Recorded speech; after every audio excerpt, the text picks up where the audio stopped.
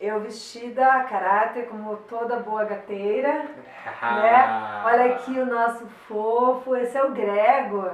O Gregor é o nosso mascotinho. Então, pessoal, nesse vídeo, conforme prometido, né? Exatamente. Nós vamos contar como eu e o meu querido Luanzinho nos conhecemos.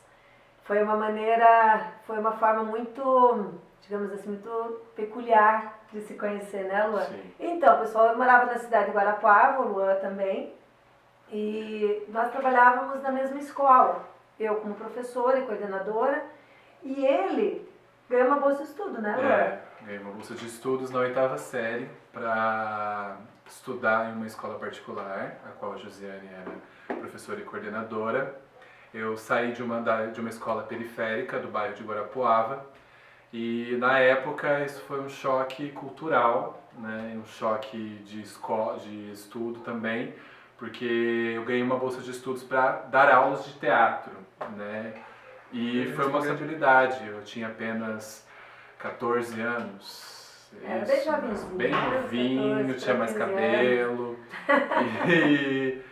E foi nessa época em que a minha vida tudo mudou, porque além de toda essa conquista de entrar numa escola melhor, que eu estudava, no sentido de estudos, eu também assumi a minha sexualidade, né? E foi quando eu abri as portas profissionalmente, afetivamente, e acho que foi dentro desse ambiente escolar que eu me senti acolhido pela primeira vez. O Luan era um menino voltado para o teatro, eu apaixonada por teatro, né? Então ele começou a declamar alguns textos meus, às vezes eu brinco de rabiscar algumas besteiras. Excelente dramaturga. Não é tanto não, não é tanto não.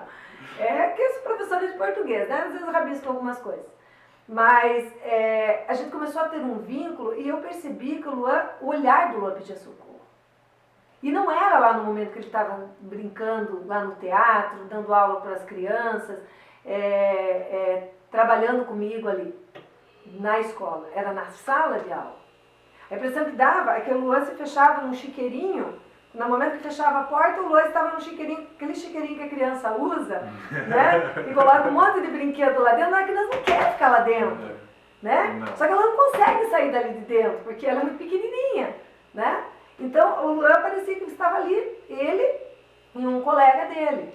Então, né, que eu Vamos senti... contar a situação, né? Eu cheguei do recreio, né, do intervalo. Que eu também era Que professora ela era do uma ensino professora de médio, literatura, segundo ano do ensino médio. segundo ano. E eu e meu amigo, nós chegamos na sala. Até então, deixar bem claro isso, aquela sala que aconteceu esse fato, ainda não tinha tido nenhuma manifestação homofóbica perante a gente. Eu tinha um melhor Mais ou amigo. menos mês de abril, né? Foi, Março, foi abril, antes por aí. das férias. Eu tinha um melhor amigo dentro da sala de aula, foi uma pessoa que ganhou a mesma bolsa que eu ganhei, então nós nos identificávamos não só pelo teatro, mas por estar dentro de um convívio escolar muito diferente do que a gente estava acostumado, né? Nós viemos de escola pública. E nós voltamos do intervalo juntos e havia você lembra disso? Havia um coração desenhado no quadro. Nossa, eu nunca falei essa história. Havia um coração desenhado no quadro, escrito Luan e o nome do meu amigo. E aí nós dois nos chocamos, assim. O primeiro momento foi de muito medo, porque nós até então não tínhamos sofrido isso dentro da sala de aula, né? Nenhum olhar, o contrário do que foi, por exemplo, na escola pública, que eu fui apedrejado no caminho da escola. Mas isso é uma outra história. Que você vai contar um outro dia. Num outro programa eu conto. E aí nós sentamos e agimos como se nada tivesse acontecido. Nisso, a Josi estava entrando para dar aula. E o meu amigo levantou e começou a apagar, e ela viu. E aí ela viu E daí eu rodei a baiana. Rodei a baiana, né? Primeiro que eu queria saber quem tinha escrito, né? Logicamente que ninguém havia me falado. Lógico que não falo mesmo, né?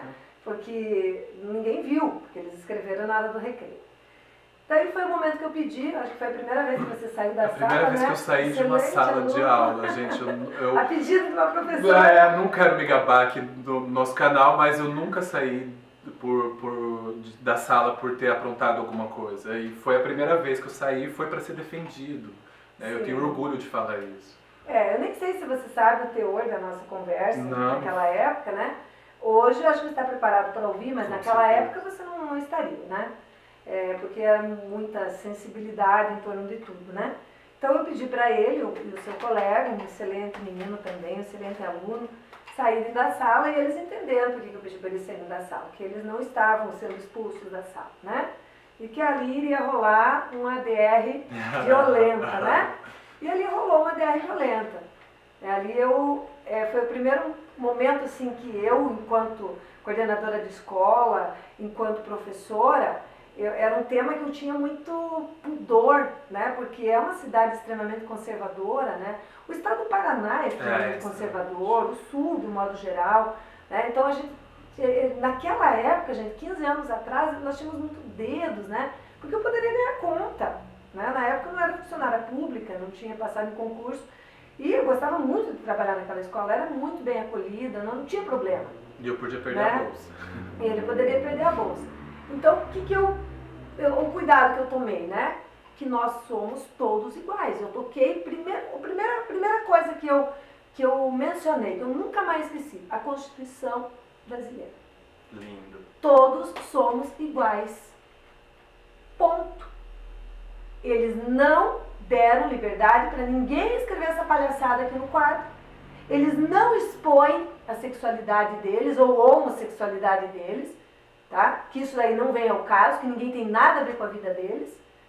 E nós vamos resolver esse caso conversando com os pais de vocês. E eu vou conversar com os pais dos alunos que eu percebo certos olhares que estão me incomodando dentro da sala de aula.